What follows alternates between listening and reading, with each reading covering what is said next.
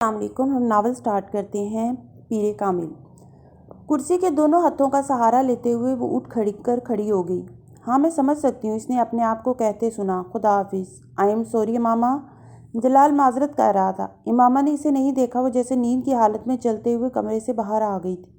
شام کے 7 بج چکے تھے، اندھیرا چھا چکا تھا، سڑکوں پر اسٹریٹ لائٹس اور نیون سائن بورڈز روشن تھے۔ سڑک پر بہت زیادہ ٹریفک تھی۔ اس پورے روڈ پر دونوں طرف ڈاکٹرز کے کلینک موجود تھے۔ اسے یاد تھا کسی زمانے میں اس کی بھی خواہش تھی کہ اس کا بھی ایسا ہی کلینک ہو۔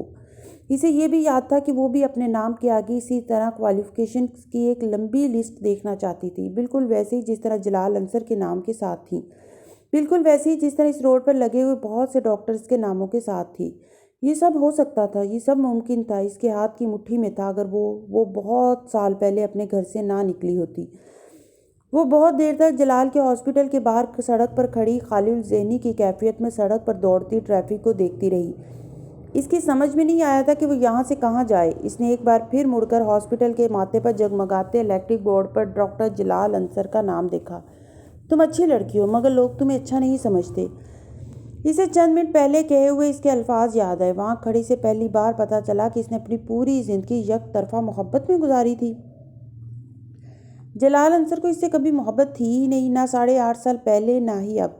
اس کو صرف امامہ کی ضرورت نہیں تھی، اس کے ساتھ منسلک باقی چیزوں کی بھی ضرورت تھی۔ اس کا لمبا چوڑا فیملی بیک گراؤنڈ، سوسائٹی میں اس کے خاندان کا نام اور مرتبہ، اس کے خاندان کے کانٹیکٹس، اس کے خاندان کی دولت، جس کے ساتھ نتھی ہو کر وہ جمپ لگا کر راتوں رات اپر کلاس میں آ جاتا، اور وہ اس خوش فہمی میں مبتلا رہی کہ وہ صرف اس کی محبت میں مبتلا تھا۔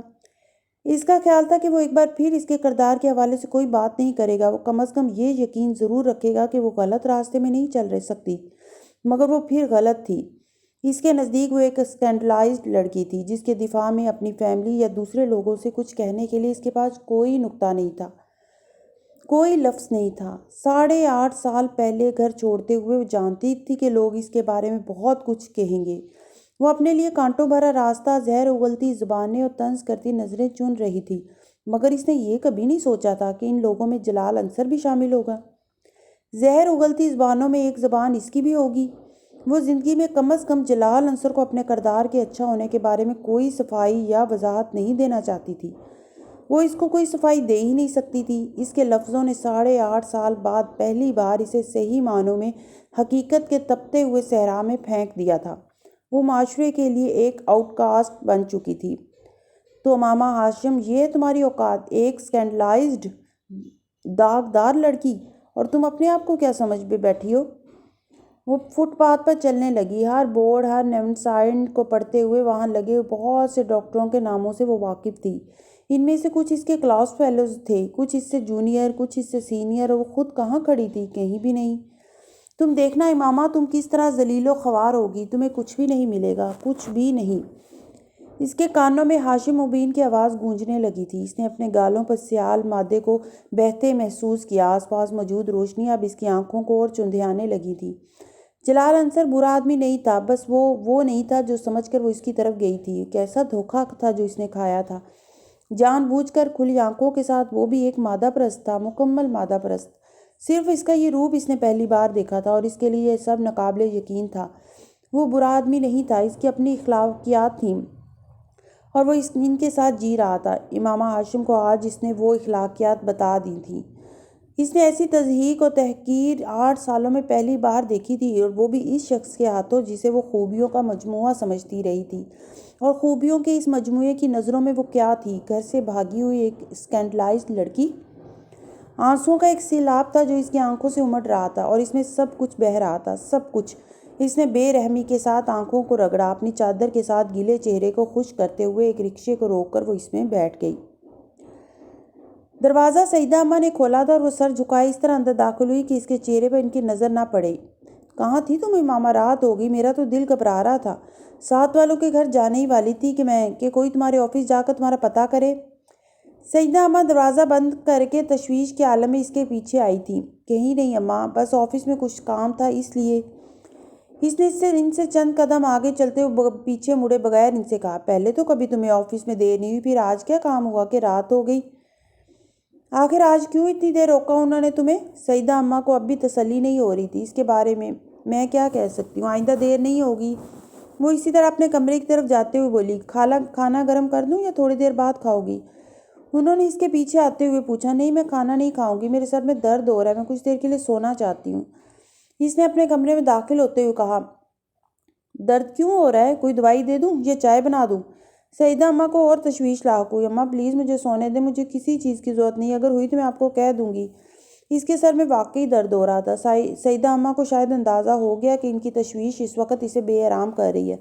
ٹھیک ہے تم سو جاؤ۔ وہ جانے کے لیے پلٹی۔ امامہ نے اپنے کمرے کی لائٹ آن نہیں کی، اس نے اسی طرح اندھیرے میں دروازے کو بند کیا اور اپنے بستر پر آ کر لیٹ گئی۔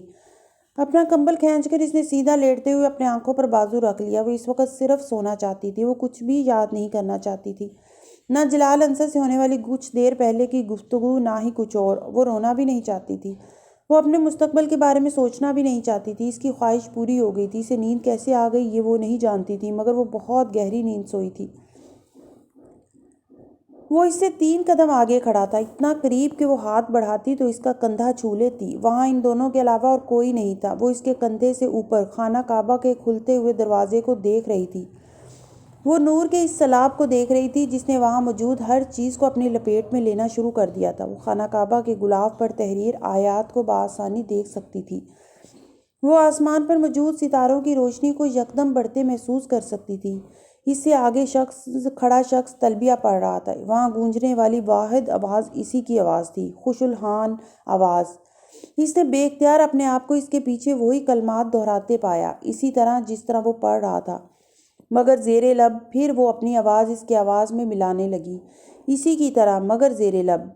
پھر اس کی آواز بلند ہونے لگی۔ پھر اس کو احساس ہوا وہ اپنی آواز اس کی آواز سے بلند نہیں کر پا رہی تھی۔ اس نے کوشش ترک کر دی، وہ اس کی آواز میں آواز ملاتی رہی۔ خانہ کعبہ کا دروازہ کھل چکا تھا۔ اس نے اس شخص کو آگے بڑھ کر دروازے کے پاس جا کر کھڑے ہوتے دیکھا۔ اس نے اسے ہاتھ آسمان کی طرف اٹھاتے دیکھا، وہ دعا کر رہا تھا۔ وہ اسے دیکھتی رہی، پھر اس نے ہاتھ نیچے کر لیے۔ اب وہ نیچے بیٹھ کر زمین پر سجدہ کر رہا تھا۔ کعبے کے دروازے کے سامنے وہ اسے دیکھتی رہی۔ اب وہ کھڑا ہو رہا تھا، وہ پلٹنے والا تھا۔ وہ اس کا چہرہ دیکھنا چاہتی تھی۔ اس کی آواز شناسا تھی مگر چہرہ دیکھے بغیر وہ اب مڑ رہا تھا۔ وہ یکدم ہڑبڑا کر اٹھ بیٹھی۔ کمرے میں تاریکی تھی۔ چند لمحوں کے لیے اسے لگا وہ وہیں ہو، خانہ کعبہ میں۔ پھر جیسے وہ حقیقت میں واپس آ گئی۔ اس نے اٹھ کر کمرے کی لائٹ جلا دی اور پھر بیڈ پر آ کر دوبارہ بیٹھ گئی۔ اسے خواب اپنی پوری جزیات سمیت یاد تھا، یوں جیسے اس نے کوئی فلم دیکھی ہو، مگر اس آدمی کا چہرہ وہ اسے نہیں دیکھ سکی تھی۔ اس کے مڑنے سے پہلے اس کی آنکھ کھل گئی تھی۔ خوش الحان آواز جلال انصر کے سوا کس کی ہو سکتی ہے، اس نے سوچا، مگر وہ شخص دراز قد تھا۔ جلال انصر سانولا تھا۔ اس شخص کے احرام میں سے نکلے ہوئے کندھے اور بازوؤں کی رنگت صاف تھی اور اس کی آواز شناسا تھی۔ وہ یہ پہچان نہیں پا رہی تھی کہ وہ آواز جلال کی تھی یا کسی اور کی۔ خواب بہت عجیب تھا مگر اس کے سر کا درد غائب ہو چکا تھا اور وہ حیران کن طور پر پرسکون تھی۔ اس نے اٹھ کر کمرے کی لائٹ آن کی۔ وال کلاک 1 بجا رہا تھا۔ امامہ کو یاد آیا وہ رات کو عشاء کی نماز پڑھے بغیر ہی سو گئی تھی۔ اس نے کپڑے بھی تبدیل نہیں کیے تھے، نہ ہی سونے سے پہلے وضو کیا تھا۔ اس نے کپڑے تبدیل کیا اور اپنے کمرے سے باہر آ گئی۔ سیدہ اماں کے کمرے میں روشنی نہیں تھی، وہ سو رہی تھیں۔ پورے گھر میں گہری خاموشی چھائی ہوئی تھی۔ صحن میں بلب جل رہا تھا، ہلکی ہلکی دھند کی موجودگی بھی بلب کی روشنی میں محسوس کی جا سکتی تھی۔ صحن کی دیواروں کے ساتھ چڑھی سبز بیلیں سرخ اینٹوں کی دیواروں کے ساتھ بالکل ساکھ تھیں۔ وہ وضو کرنے کے لیے صحن کے دوسری طرف موجود باتھ روم میں جانا چاہتی تھی مگر صحن میں جانے کی بجائے وہ برآمدے کے ستون کے پاس آ کر بیٹھ گئی۔ اپنے سویٹر کی آستینوں کو اوپر کرتے ہوئے اس نے اپنی شرٹ کی آستینوں کے بٹن کھولتے ہوئے انہیں اوپر فولڈ کر دیا۔ چند لمحوں کے لیے اسے جھرجھری آئی، خنکی بہت زیادہ تھی۔ پھر وہ ان بیلوں کو دیکھنے لگی۔ ایک بار پھر جلال انصر کے ساتھ شام کو ہونے والی ملاقات اسے یاد آئی مگر اس بار اس کی باتوں کی گونج اسے اشک بار نہیں کر رہی تھی۔ ایک افسردہ مسکراہٹ اس کے ہونٹوں پر نمودار ہوئی۔ گزرے ہوئے پچھلے 8.5 سالوں میں یہ آواز اور یہ الفاظ اس کے ذہن سے کبھی معدوم نہیں ہوئے تھے۔ اور پھر اسے کچھ دیر پہلے کے خواب میں سنائی دینے والی وہ دوسری آواز یاد آئی، لبیک اللہم لبیک لبیک لا شریک لک لبیک ان الحمد والنعمت لک والملک لا شریک لک وہ آواز مانوس اور شناسا تھی، مگر جلال انصر کی آواز کے علاوہ اور کسی آواز سے واقف نہیں تھی۔ آنکھیں بند کر کے اس نے خواب میں دیکھے ہوئے اس منظر کو یاد کرنے کی کوشش کی۔ مقام ملتزم، خانہ کعبہ کا کھلا دروازہ، غلاف کعبہ کی وہ روشن آیات، وہ پرسکون ٹھنڈی معطر رات، خانہ کعبہ کے دروازے سے پھوٹتی وہ دودھیا روشنی اور سجدہ کرتا تلبیہ پڑھتا وہ مرد۔ امامہ نے آنکھیں کھول دیں۔ کچھ دیر تک وہ صحن میں اتری دھند میں نظریں جمائے اس آدمی کے بارے میں سوچتی رہی۔ اس آدمی کے برہنہ کندھے کی پشت پر ہلکے ہلکے بالوں میں زخم کا ایک منتقل شدہ نشان تھا۔ امامہ کو حیرت ہو رہی تھی۔ خواب کی اس طرح کی جزیات اسے پہلے کبھی یاد نہیں رہی تھی۔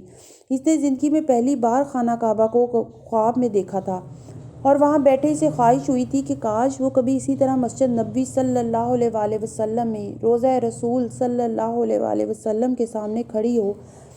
اسی طرح مسجد نبوی صلی اللہ علیہ وآلہ وسلم لوگوں سے خالی ہو، وہاں صرف وہ ہو۔ وہ اندازہ نہیں لگا سکی وہ کتنی دیر وہاں اسی طرح بیٹھی رہی۔ وہ اپنے گرد و پیش میں تب لوٹی تھی جب سیدہ اماں تہجد پڑھنے کے لیے وضو کرنے کی خاطر باہر صحن میں نکلی۔ امامہ کو وہاں اس وقت دیکھ کر حیران ہوئی تھی۔ تمہارے سر کا درد کیسا ہے؟ اس کے پاس کھڑے ہو کر انہوں نے پوچھا۔ اب تو درد نہیں ہے۔ امامہ نے سر اٹھا کر انہیں دیکھا۔ رات کو کھانا کھائے بغیر ہی سو گئی تھی۔ وہ اس کے پاس برآمدے کے ٹھنڈے فرش پر بیٹھتے ہوئے بولیں۔ وہ خاموش رہی۔ سیدہ اماں ایک گرم اونی شال اوڑھے ہوئے تھی۔ امامہ نے ان کے کندھے پر اپنا چہرہ ٹکا دیا۔ اس کے سن چہرے کو گرم شال سے ایک عجیب سی آسودگی کا احساس ہوا۔ امامہ، اب تم شادی کر لو آمنہ، سیدہ اماں نے اس سے کہا۔ وہ اسی طرح گرم شال میں اپنا چہرہ چھپائے رہی۔ سیدہ اماں پہلی بار یہ بات نہیں کہہ رہی تھیں۔ آپ کر دیں۔ وہ ہمیشہ ان کی اس بات پر خاموشی اختیار کر لیتی تھی۔ کیوں؟ وجہ خود بھی نہیں جانتی تھی، لیکن آج پہلی بار وہ خاموش نہیں رہی تھی۔ تم سچ کہہ رہی ہو؟ سیدہ اماں اس کی بات پر حیران ہوئی تھی۔ میں سچ کہہ رہی ہوں۔ امامہ نے سر ان کے کندھے سے اٹھا لیا۔ تمہیں کوئی پسند ہے؟ سیدہ اماں نے اس سے پوچھا۔ وہ سر جھکائے صحن کے فرش کو دیکھ رہی تھی۔ کوئی مجھے پسند ہے؟ نہیں، مجھے کوئی بھی پسند نہیں ہے۔ سیدہ اماں کو اس کی آواز بھرائی ہوئی لگی۔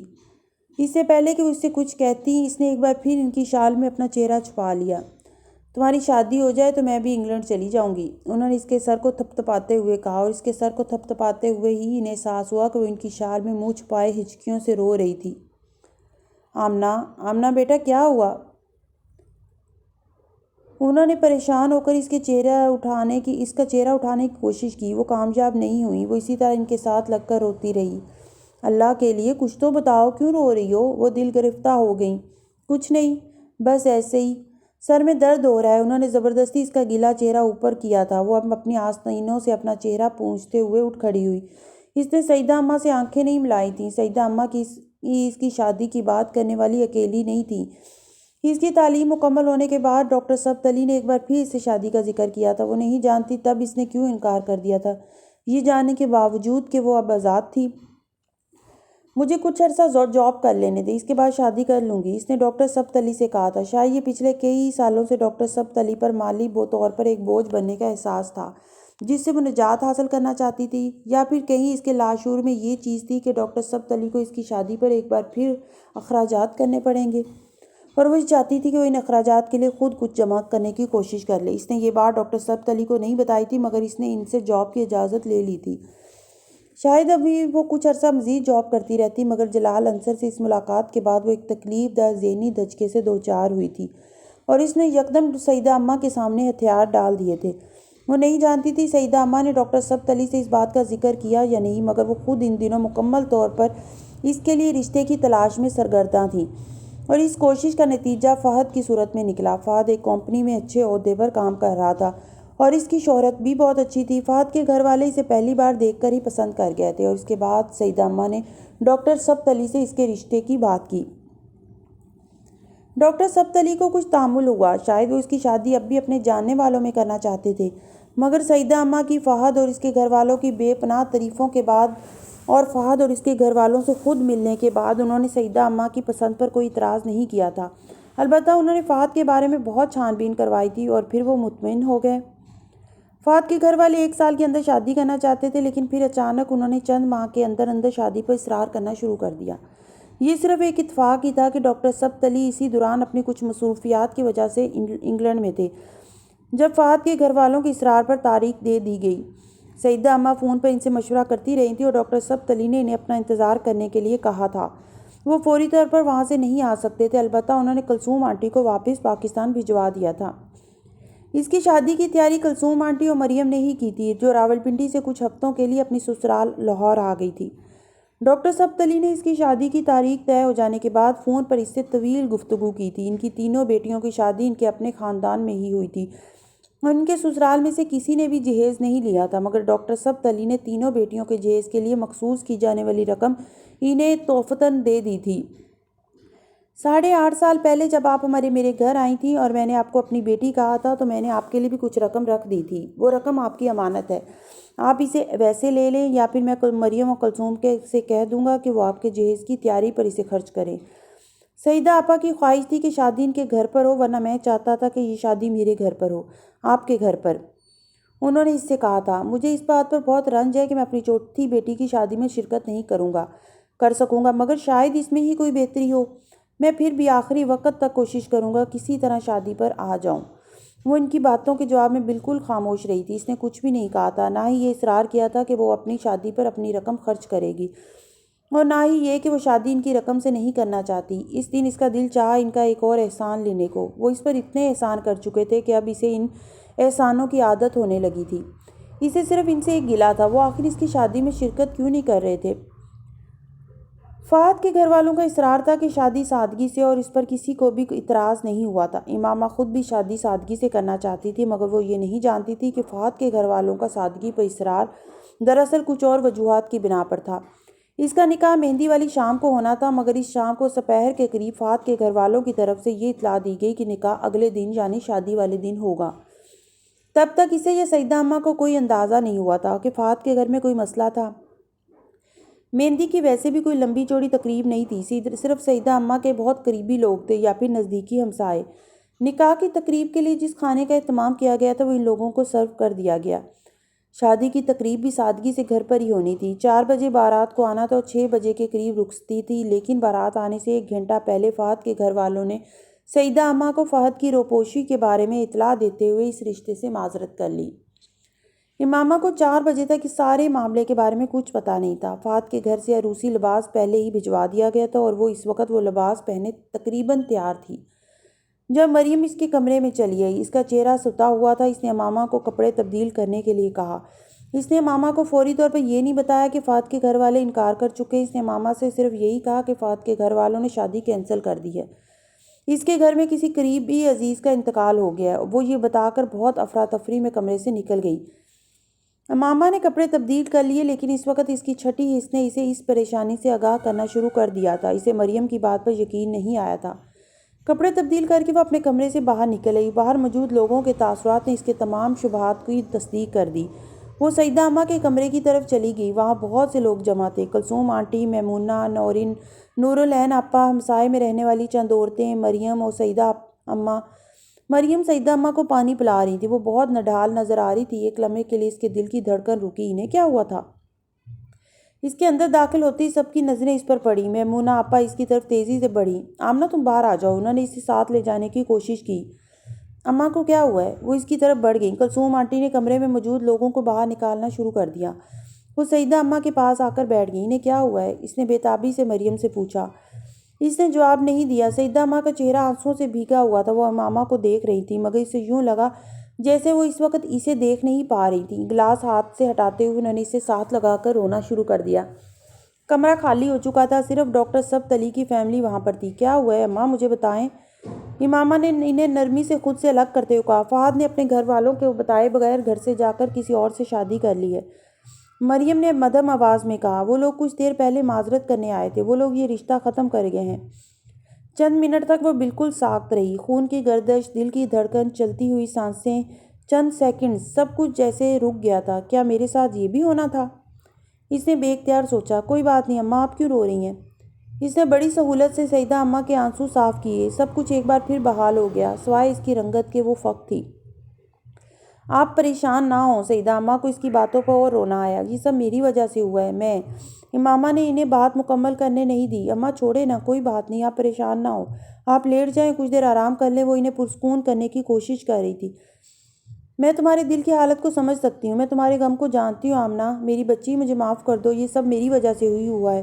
انہیں تسلی نہیں ہو رہی تھی۔ مجھے کوئی غم نہیں ہے اماں، کوئی تکلیف نہیں ہے، میں بالکل ٹھیک ہوں، اس نے مسکراتے ہوئے سعیدہ اماں سے کہا۔ سعیدہ اماں یکدم روتے ہوئے اٹھ کر باہر نکل گئیں۔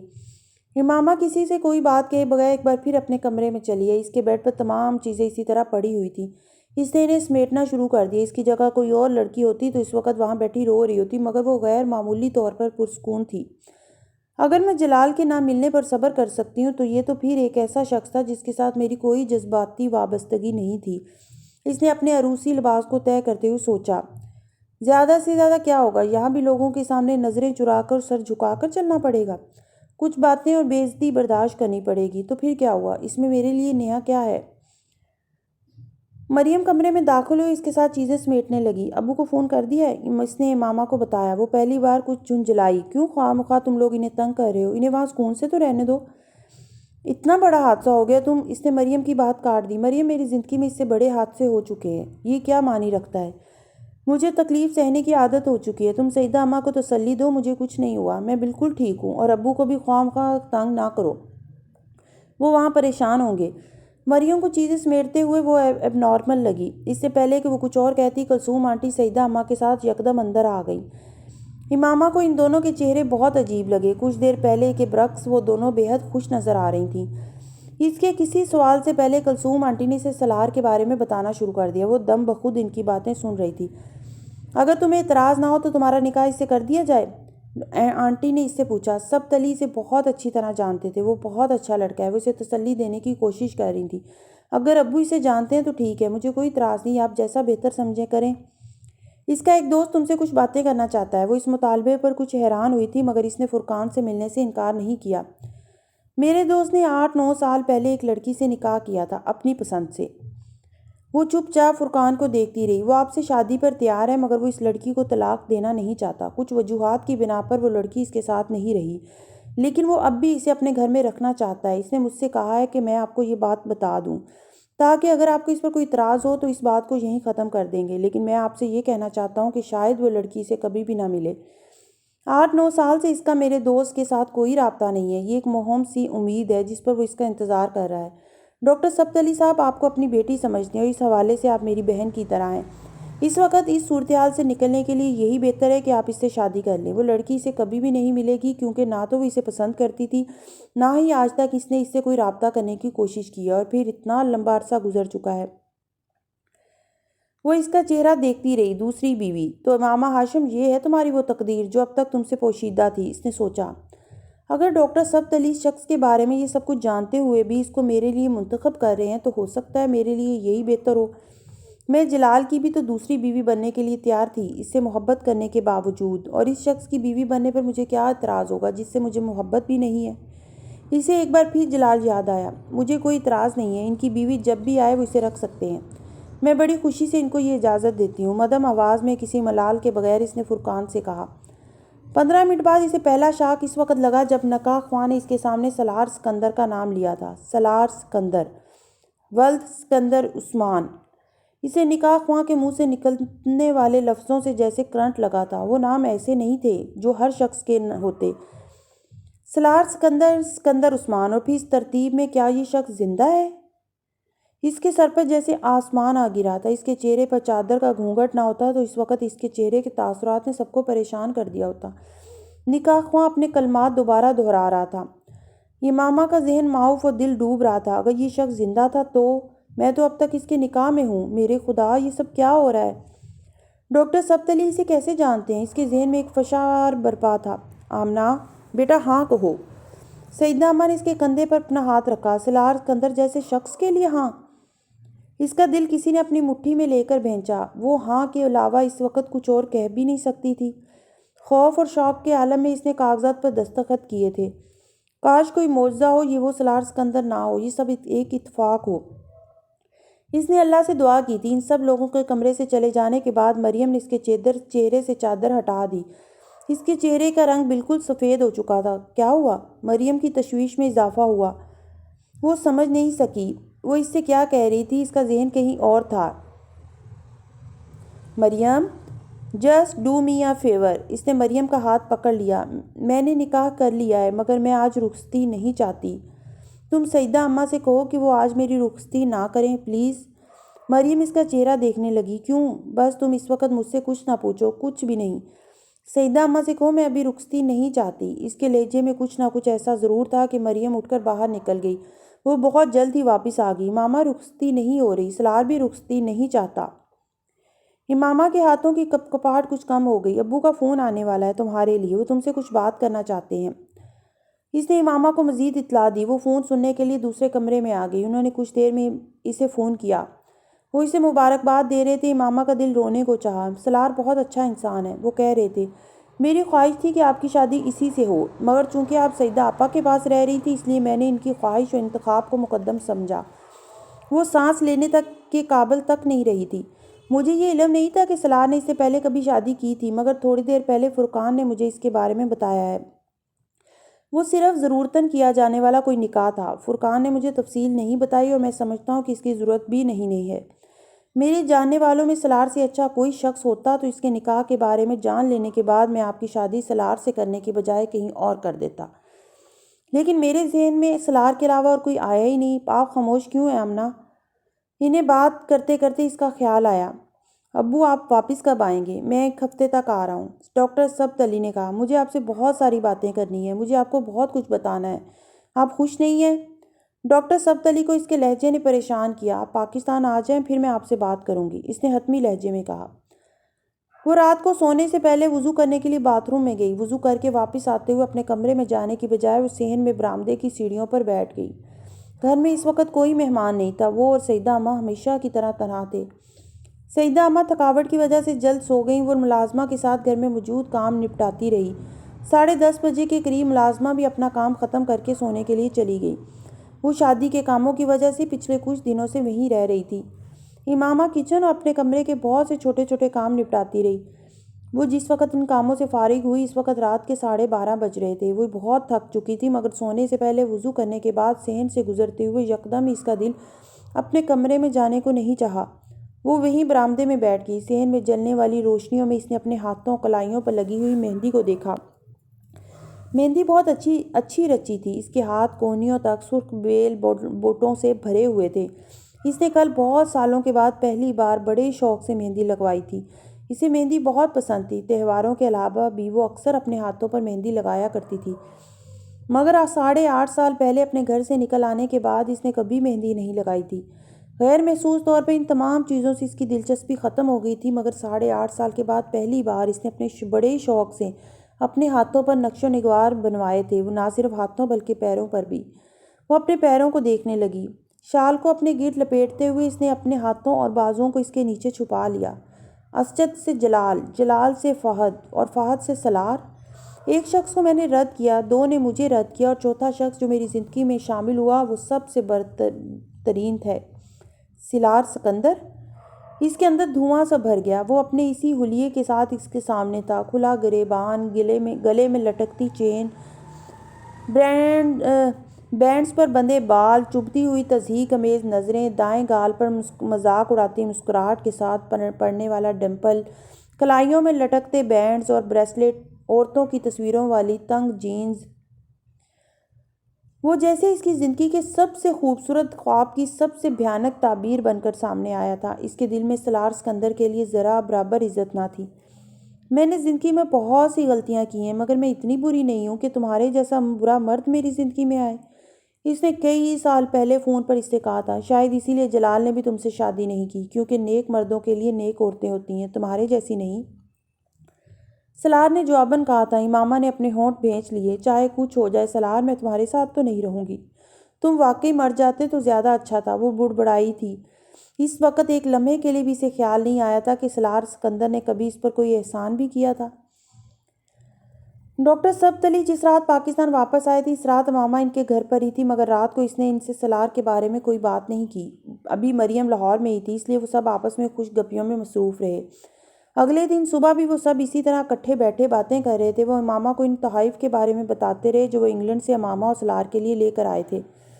امامہ خاموشی سے سنتی رہی۔ سلار بھائی کو تو آج افطاری پر بلائیں، یہ مریم کی تجویز تھی۔ ڈاکٹر سبتلی نے مریم کے کہنے پر سلار کو فون کیا۔ امامہ تب بھی خاموش رہی۔ وہ دوپہر کو نماز پڑھنے کے لیے باہر جانے لگے تو امامہ ان کے ساتھ باہر پورچ تک آ گئی۔ ابو مجھے آپ سے کچھ بات کرنی ہے، اس نے دھیرے سے کہا۔ ابھی؟ ڈاکٹر سبتلی قدرے حیرانی سے بولے۔ نہیں، آپ نماز پڑھ آئیں پھر واپسی پر۔ وہ کچھ دیر تشویش سے اسے دیکھتے رہے اور پھر کچھ کہے بغیر باہر چلے گئے۔ میں سلار سے طلاق لینا چاہتی ہوں۔ وہ مسجد سے واپسی پر اسے لے کر اپنی اسٹڈی میں آ گئے تھے اور امامہ نے بلا کسی تمہید یا توقف کے اپنا مطالبہ پیش کر دیا۔ امامہ؟ وہ دم بخود رہ گئے۔ میں اس کے ساتھ نہیں رہ سکتی۔ وہ مسلسل فرش پر گھور رہی تھی۔ امامہ آپ کے ساتھ اس کی دوسری شادی ضرور ہے لیکن اس کی پہلی بیوی کا کوئی پتہ نہیں ہے۔ فرقان بتا رہا تھا کہ تقریباً 9 سال سے ان دونوں میں کوئی رابطہ نہیں ہے اور شادی بھی نہیں، صرف نکاح ہوا تھا۔ ڈاکٹر سبتلی اس کے انکار کو پہلی شادی کے ساتھ جوڑ رہے تھے۔ کون جانتا ہے وہ کہاں ہے کہاں نہیں، 9 سال بہت لمبا عرصہ ہوتا ہے۔ میں اس کی پہلی بیوی کو جانتی ہوں، اس نے اسی طرح سر جھکائے ہوئے کہا۔ آپ؟ ڈاکٹر سبتلی کو یقین نہیں آیا۔ وہ میں ہوں۔ اس نے پہلی بار سر اٹھا کر انہیں دیکھا۔ وہ بولنے کے قابل نہیں رہے تھے۔ آپ کو یاد ہے 9 سال پہلے میں ایک لڑکے کے ساتھ اسلام آباد سے لاہور آئی تھی جس کے بارے میں نے آپ کو بتایا تھا کہ میری فیملی نے اس کے خلاف FIR درج کروائی ہے۔ سلار سکندر؟ ڈاکٹر سبتلی نے بے اختیار اس کی بات کاٹی۔ یہ وہی سلار سکندر ہے۔ امامہ نے اس بات میں سر ہلایا۔ وہ جیسے شاک میں تھے۔ سلار سکندر سے ان کی فرقان کے توسط سے پہلی ملاقات امامہ کے گھر سے چلے آنے کے 4 سال بعد ہوئی تھی اور ان کے ذہن میں کبھی یہ خیال نہیں آیا کہ اس سلار کا امامہ سے کوئی تعلق ہو سکتا تھا۔ 4 سال پہلے سنے جانے والے ایک نام کو وہ 4 سال بعد ملنے والے ایک دوسرے شخص کے ساتھ نتھی نہیں کر سکتے تھے، اور کر بھی دیتے اگر وہ 4 سال پہلے والے سلار سے ہی ملتے، مگر وہ جس شخص سے ملے تھے وہ حافظ قرآن تھا۔ اس کے انداز و اطوار اور گفتار میں کہیں ذہنی مرض کا عکس نہیں پایا جاتا تھا جس کا حوالہ انہیں امامہ نے کئی بار دیا تھا۔ ان کا دھوکہ کھا جانا ایک فطری امر تھا۔ پھر یہ سب اسی طرح سے طے کیا گیا تھا۔ اور آپ نے 9 سال پہلے اس سے شادی کی تھی؟ وہ اب بھی بے یقینی کا شکار تھے۔ صرف نکاح، اس نے مدھم آواز میں کہا، اور پھر اس نے انہیں سب کچھ بتا دیا۔ ڈاکٹر سبتلی بہت دیر خاموش رہے تھے، پھر انہوں نے ایک گہرا سانس لیتے ہوئے کہا، آپ کو مجھ پر اعتبار کرنا چاہیے تھا آمنہ، میں آپ کی مدد کر سکتا تھا۔ امامہ کی آنکھوں میں آنسو آ گئے۔ آپ ٹھیک کہتے ہیں، مجھے آپ پر اعتبار کر لینا چاہیے تھا، مگر اس وقت میرے لیے یہ بہت مشکل تھا۔ آپ کو اندازہ ہی نہیں ہے کہ میں اس وقت کس ذہنی کیفیت سے گزر رہی تھی، یا پھر شاید میری قسمت میں یہ آزمائش بھی لکھی تھی، اسے آنا ہی تھا۔ وہ بات کرتے کرتے رکی، پھر اس نے نم آنکھوں کے ساتھ سر اٹھا کر ڈاکٹر سبتلی کو دیکھا اور مسکرانے کی کوشش کی۔ لیکن اب تو سب کچھ ٹھیک ہو جائے گا، اب تو آپ طلاق لینے میں میری مدد کر سکتے ہیں۔ نہیں، میں اب اس طلاق میں کوئی مدد نہیں کر سکتا۔ آمنہ، میں نے اس سے آپ کی شادی کروائی ہے، انہوں نے جیسے اسے یاد دلایا، اسی لیے تو میں آپ سے کہہ رہی ہوں آپ اس سے مجھے طلاق دلوا دیں۔ لیکن کیوں؟ میں کیوں اس سے آپ کو طلاق دلوا دوں؟ کیونکہ وہ ایک اچھا آدمی نہیں ہے، کیونکہ میں نے اپنی زندگی کو سلار جیسے آدمی کے ساتھ گزارنے کا نہیں سوچا۔ ہم 2 مختلف دنیاؤں کے لوگ ہیں۔ وہ بے حد دل برداشتہ ہو رہی تھی۔ میں نے کبھی اللہ سے شکایت نہیں کی ابو، میں نے کبھی اللہ سے شکایت نہیں کی، مگر اس بار مجھے اللہ سے بہت شکایت ہے۔ وہ گلوگیر لہجے میں بولی، میں اتنی محبت کرتی ہوں اللہ سے، اور دیکھیں اللہ نے میرے ساتھ کیا کیا، میرے لیے دنیا کے سب سے برے آدمی کو چنا۔ وہ اب رو رہی تھی۔ لڑکیاں اتنا کچھ مانگتی ہیں، میں نے تو کچھ بھی نہیں مانگا، صرف ایک صالح آدمی مانگا تھا، اس نے مجھے وہ تک نہیں دیا۔ کیا اللہ نے مجھے کسی صالح آدمی کے قابل نہیں سمجھا تھا؟ وہ بچوں کی طرح رو رہی تھی۔ ماما، وہ صالح آدمی ہے۔ آپ کیوں اسے صالح آدمی کہتے ہیں؟ وہ صالح آدمی نہیں ہے۔ میں اس کو بہت اچھی طرح جانتی ہوں، میں بھی اس کو بہت اچھی طرح جانتا ہوں۔ آپ اس کو اتنا نہیں جانتے جتنا میں جانتی ہوں۔ وہ شراب پیتا ہے، وہ نفسیاتی مریض ہے، کئی بار خودکشی کی کوشش کر چکا ہے، گریبان کھلا چھوڑ کر پھرتا ہے، عورت کو دیکھ کر اپنی نظر تک نیچی رکھنا نہیں جانتا، اور آپ کہتے ہیں وہ صالح آدمی ہے؟ امامہ، میں اس کے ماضی کو نہیں جانتا، میں اس کے حال کو جانتا ہوں۔ وہ ان میں سے کچھ بھی نہیں کرتا جو آپ کہہ رہی ہیں۔ وہ آپ کیسے کہہ سکتے ہیں کہ وہ ایسا کچھ نہیں کرتا؟ وہ جھوٹا اور مکار ہے، میں اس کو جانتی ہوں۔ وہ ایسا نہیں ہے ابو، وہ ایسا ہی ہے۔ ہو سکتا ہے اسے واقعی آپ سے محبت ہو، وہ آپ کی وجہ سے تبدیل ہو گیا ہو۔ مجھے ایسی محبت کی ضرورت نہیں ہے، مجھے اس کی نظروں سے گھن آتی ہے، مجھے اس کے کھلے گریبان سے گھن آتی ہے۔ میں ایسے کسی آدمی کی محبت نہیں چاہتی۔ وہ بدل نہیں سکتا، ایسے لوگ کبھی نہیں بدلتے، میں صرف اپنے آپ کو چھپا لیتے ہیں۔ نہیں، سلار ایسا کچھ نہیں کر رہا ابو، میں سلار جیسے کسی شخص کے ساتھ زندگی گزارنے کا نہیں سوچ سکتی، وہ ہر چیز کا مذاق اڑاتا ہے۔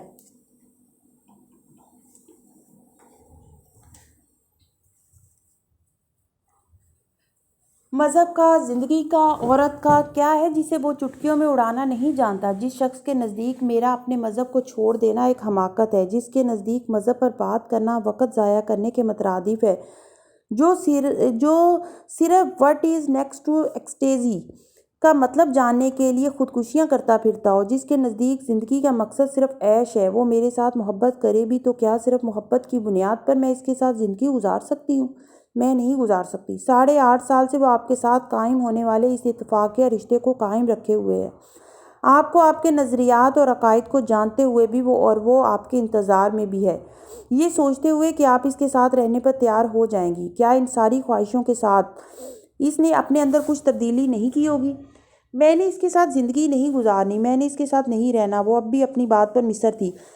مجھے حق ہے کہ میں اس شخص کے ساتھ نہ رہوں، لیکن اللہ یہ کیوں کر رہا ہے کہ اس شخص کو بار بار آپ کے سامنے لا رہا ہے؟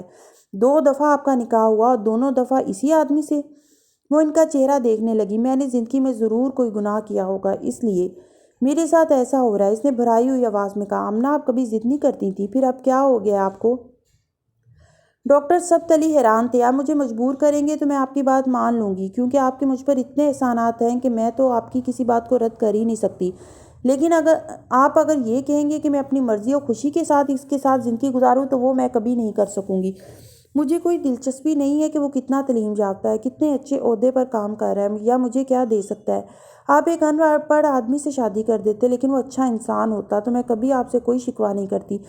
لیکن سالار وہ آنکھوں دیکھی مکھی ہے جس کو میں اپنی خوشی سے نہیں نگل سکتی۔ آپ سالار کے بارے میں وہ جانتے ہیں جو آپ نے سنا ہے، میں اس کے بارے میں وہ جانتی ہوں جو میں نے دیکھا ہے۔ ہم 15 سال ایک دوسرے کے ہمسائے رہے ہیں، آپ ان کو چند سالوں سے جانتے ہیں۔ آمنہ، میں آپ کو مجبور کبھی نہیں کروں گا۔ یہ رشتہ آپ اپنی خوشی سے قائم رکھنا چاہیں گی تو ٹھیک ہے، لیکن صرف میرے کہنے پر اسے قائم رکھنا چاہو تو ایسا کرنے کی ضرورت نہیں ہے۔ آپ ایک بار سالار سے مل لیں، پھر بھی اگر آپ کا یہی مطالبہ ہوا تو میں آپ کی بات مان لوں گا۔ ڈاکٹر سبتلی نے بے حد سنجیدگی سے کہا۔ اسی وقت ملازم نے آ کر سالار کے آنے کی اطلاع دی۔ ڈاکٹر سبتلی نے اپنی گھڑی پر ایک نظر دوڑائی اور ملازم سے کہا، انہیں یہاں اندر لے آؤ۔ یہاں؟ ملازم حیران ہوا۔ ہاں، یہیں پر۔ ڈاکٹر سبتلی نے کہا۔ امامہ اٹھ کھڑی ہوئی۔ میں بھی اس طرح اس سے بات نہیں کرنا چاہتی۔ اس کا اشارہ اپنی محترم آنکھوں اور سرخ چہرے کی طرف تھا۔ آپ نے ابھی تک اسے دیکھا نہیں ہے، آپ اسے دیکھ لیں، انہوں نے دھیمے لہجے میں اس سے کہا۔ یہاں نہیں، میں اندر کمرے میں سے اس کو دیکھ لوں گی۔ وہ پلٹ کر اپنے کمرے میں چلی گئی۔ کمرے کا دروازہ کھلا تھا، اس نے اسے بند نہیں کیا۔ کمرے میں تاریکی تھی۔ ادھ کھلے دروازے سے لاؤنج سے آنے والی روشنی اتنی کافی نہیں تھی کہ کمرے کے اندر اچھی طرح دیکھا جا سکتا۔ وہ اپنے بیڈ پر آ کر بیٹھ گئی۔ اپنے بیڈ پر بیٹھ کے اس نے اپنی انگلیوں سے اپنی آنکھوں کو مسلا۔ وہ جہاں بیٹھی تھی وہاں سے وہ لاؤنج کو بخوبی دیکھ سکتی تھی۔ 9 سال کے بعد اس نے ادھ کھلے دروازے سے لاؤنج میں اس شخص کو نمودار ہوتے دیکھا جسے وہ ایک طویل عرصہ پہلے مردہ سمجھ چکی تھی، جس سے زیادہ نفرت اور گھن اسے کبھی کسی سے محسوس نہیں ہوئی تھی، جسے وہ بدترین لوگوں میں سے ایک سمجھتی تھی اور جس کے نکاح میں وہ پچھلے کئی سالوں سے تھی۔ تقدیر کیا اس کے علاوہ کسی اور چیز کو کہتے ہیں؟ اپنی آنکھوں میں اترتی دھند کو اس نے انگلیوں کی پوروں سے صاف کیا۔ ڈاکٹر سبتلی اس سے گلے مل رہے تھے۔ اس کی پشت امامہ کی طرف تھی۔ اس نے معانقہ کرنے سے پہلے ہاتھ میں پکڑے ہوئے پھول اور پیکٹ سینٹر ٹیبل پر رکھا تھا۔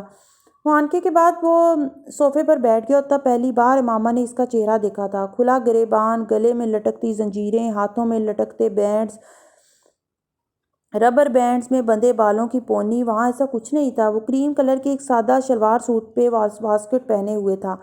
ہاں، ظاہری طور پر تو بہت بدل گیا ہے۔ اسے دیکھتے ہوئے اس نے سوچا۔ اسے دیکھ کر کوئی بھی یقین نہیں کر سکتا تھا کہ یہ کبھی اس کی سوچ کا سلسلہ ٹوٹ گیا۔ وہ اب ڈاکٹر سبتلی سے باتیں کر رہا تھا۔ ڈاکٹر سبتلی اسے شادی کی مبارکباد دے رہے تھے اور وہ وہاں بیٹھی ان دونوں کی آوازیں بآسانی سن رہی تھی، اور وہ ڈاکٹر سبتلی کے اس استفسار پر انہیں امامہ کے ساتھ ہونے والے اپنے نکاح کے بارے میں بتا رہا تھا۔ وہ اپنے پچھتاوے کا اظہار کر رہا تھا۔ کس طرح اس نے جلال کی شادی کے بارے میں اس سے جھوٹ بولا، کس طرح اس نے طلاق کے بارے میں اس سے جھوٹ بولا۔ میں اس کے بارے میں سوچتا ہوں تو مجھے بہت تکلیف ہوتی ہے، اتنی تکلیف کہ میں آپ کو بتا نہیں سکتا، وہ میرے ذہن سے نکلتی ہی نہیں۔ وہ دھیمے لہجے میں ڈاکٹر سبتلی کو بتا رہا تھا۔ بہت عرصے تو میں اب نارمل رہا۔ اس نے مجھ سے حضرت محمد صلی اللہ علیہ وآلہ وسلم کے واسطے مدد مانگی تھی، یہ کہہ کر کہ میں ایک مسلمان ہوں، ختم نبوت پر یقین رکھنے والا مسلمان۔ میں دھوکہ نہیں دوں گا اسے، اور میری پستی کی انتہا دیکھیں کہ میں نے اسے دھوکہ دیا، یہ جاننے کے باوجود کہ وہ میرے نبی صلی اللہ علیہ وآلہ وسلم سے اس قدر محبت کرتی ہے کہ سب کچھ چھوڑ کر گھر سے نکل آئی، اور میں اس کا مذاق اڑاتا رہا۔ اسے پاگل سمجھتا اور کہتا رہا۔ جس رات میں اسے لاہور چھوڑنے آیا تھا اس نے مجھ سے راستے میں کہا تھا کہ ایک دن مجھے ہر چیز کی سمجھ آ جائے گی، تب مجھے اپنی اوقات کا پتہ چل جائے گا۔ وہ عجیب سے انداز میں ہنسا تھا۔ اس نے بالکل ٹھیک کہا تھا، واقعی ہر چیز کی سمجھ آ گئی۔ اتنے سالوں میں نے اللہ سے اتنی دعا اور توبہ کی ہے کہ وہ بات کرتے کرتے رک گیا۔ امامہ نے اسے سینٹر ٹیبل کے شیشے کے کنارے پر اپنی انگلی پھیرتے دیکھا۔ وہ جانتی تھی کہ وہ آنسو ضبط کرنے کی کوشش کر رہا تھا۔ بعض دفعہ مجھے لگتا تھا کہ شاید میری دعا اور توبہ قبول ہو گئی۔ وہ رکا۔ مگر اس دن میں آمنہ کے ساتھ نکاح کے کاغذات پر دستخط کر رہا تھا تو مجھے اپنی اوقات کا پتہ چل گیا۔ میری توبہ اور دعا قبول نہیں ہوئی۔ ایسا ہوتا تو مجھے امامہ ملتی، آمنہ نہیں۔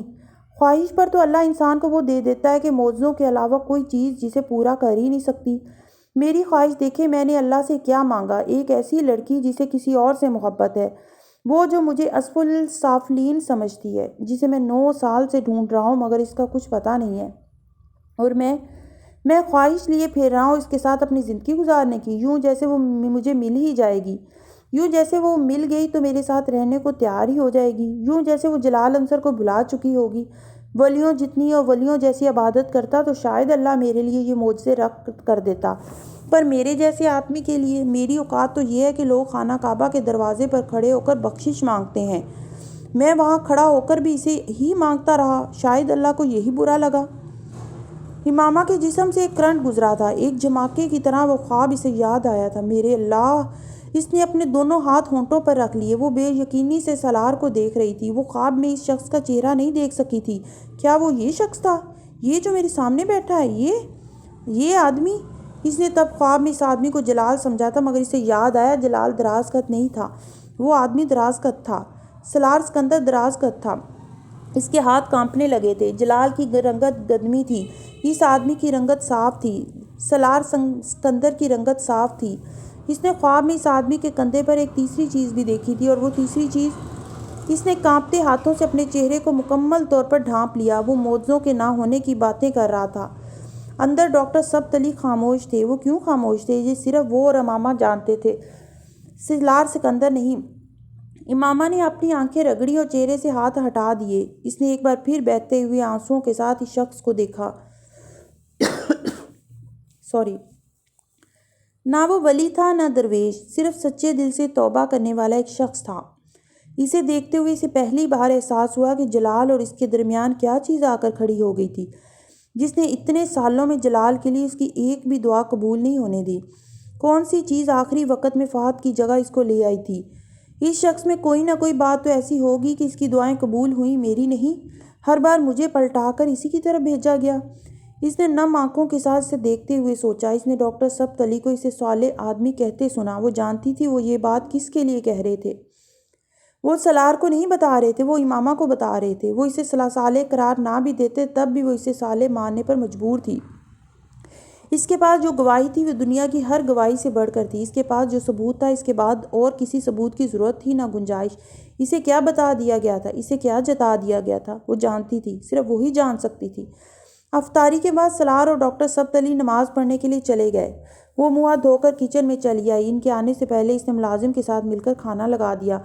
سالار کی واپسی کھانے کے بعد ہوئی تھی، اور اس کے جانے کے بعد ڈاکٹر سبت علی جس وقت کچن میں آئے اس وقت امامہ کچن کی میز پر بیٹھی کھانا کھا رہی تھی۔ اس کی آنکھیں اب بھی مترم تھیں، مگر اس کا چہرہ پرسکون تھا۔ میں نے سالار کو آپ کے بارے میں نہیں بتایا، لیکن میں چاہتا ہوں کہ آپ اب جلد از جلد اس سے مل کر بات کر لیں، ڈاکٹر سبت علی نے اس سے کہا۔ مجھے اس سے کوئی بات نہیں کرنی۔ وہ پانی پیتے ہوئے رک گئی۔ اسے اللہ نے میرے لیے منتخب کیا ہے، اور میں اللہ کے انتخاب کو رد کرنے کی جرأت نہیں کر سکتی۔ اس نے کہا ہے کہ وہ توبہ کر چکا ہے۔ وہ نہ بھی کرتا ویسے ہی ہوتا جیسے پہلے تھا، تب بھی میں اس کے پاس چلی جاتی اگر میں جان لیتی کہ اسے اللہ نے میرے لیے منتخب کیا ہے۔ وہ اب دوبارہ پانی پی رہی تھی۔ آپ اس سے کہیں مجھے لے جائے۔ سالار جس وقت مغرب کی نماز پڑھ کر آیا تب تک امامہ فرقان کی بیوی کے ساتھ کھانے کی میز لگا چکی تھی۔ فرقان اور سالار کی عدم موجودگی میں اس بار آمنہ اصرار کر کے اس کے ساتھ کام کرنے لگی تھی۔ سالار کے آنے پر وہ اپنے فلیٹ جانے کے لیے تیار ہو گئی۔ سالار اور امامہ نے اسے روکنے کی کوشش کی۔ نہیں، مجھے بچوں کے ساتھ کھانا کھانا ہے، وہ بیچارے انتظار کر رہے ہوں گے، آپ انہیں بھی یہاں بلوا لیں۔ سالار نے کہا، نہیں بھئی، میں اس قسم کی فضول حرکت نہیں کر سکتی۔ امامہ تو پھر تمہیں پتہ ہے یہاں سے جانے کا نام ہی نہیں لے گی۔ نوشین نے اپنی بیٹی کا نام لیا۔ سالار بڑا پیار کرتا ہے امامہ کے ساتھ۔ فرقان کی بیوی نے امامہ سے کہا۔ ایک لمحے کے لیے سلار اور امامہ کی نظریں ملی، پھر سلار برق رفتاری سے مڑ کر ٹیبل پر پڑے گلاس میں جگ سے پانی ڈیلنے لگا۔ نوشین نے حیرانی سے امامہ کے سرخ ہوتے ہوئے چہرے کو دیکھا، مگر وہ سمجھ نہیں پائیں۔ تم لوگ کھانا کھاؤ، سحری میں بھی میں ملازم کے ہاتھ بھجوا دوں گی۔ تم لوگ کچھ تیار مت کرنا۔ ان کے جانے کے بعد سلار دروازہ بند کر کے واپس آ گیا۔ امامہ کو مخاطب کیے بغیر کرسی کھینچ کر بیٹھ گیا، لیکن اس نے کھانا شروع نہیں کیا۔ امامہ چند لمحے کھڑی کچھ دیر سوچتی رہی، خود بھی ایک کرسی کھینچ کر بیٹھ گئی۔ اس کے بیٹھ جانے کے بعد سلار نے اپنے سامنے پڑی پلیٹ میں چاول نکالنا شروع کیے۔ کچھ چاول نکال لینے کے بعد اس نے دائیں ہاتھ سے چاولوں کا ایک چمچ منہ میں ڈالا۔ چند لمحوں کے لیے امامہ کی نظر اس کے دائیں ہاتھ سے ہوتی اس کے چہرے پر گئی۔ سلار اس کی طرف متوجہ نہیں تھا، مگر وہ جانتا تھا وہ کیا دیکھ رہی تھی۔ کھانا بہت خاموشی سے کھایا گیا۔ امامہ کو اس کی خاموشی اب بری طرح چبھنے لگی تھی۔ آخر وہ اس سے بات کیوں نہیں کر رہا تھا؟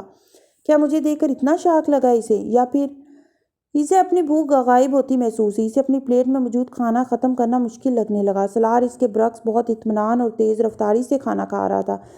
اس نے جس وقت کھانا ختم کیا اس وقت عشاء کی اذان ہو رہی تھی۔ امامہ کے کھانا ختم کرنے کا انتظار کیے بغیر وہ میز سے اٹھ کر اپنے بیڈ روم میں چلا گیا۔ امامہ نے اپنی پلیٹ پیچھے سرکا دی۔ وہ میز پر پڑے برتن سمیٹنے لگی جب اس نے سلار کو تبدیل شدہ لباس میں برآمد ہوتے دیکھا۔ ایک بار پھر اسے مخاطب کیے بغیر وہ فلیٹ سے باہر نکل گیا۔ امامہ نے بچے ہوئے کھانے کو فریج میں رکھ دیا۔ برتنوں کو سنک میں رکھنے کے بعد اس نے میز صاف کی اور خود بھی نماز پڑھنے چلی گئی۔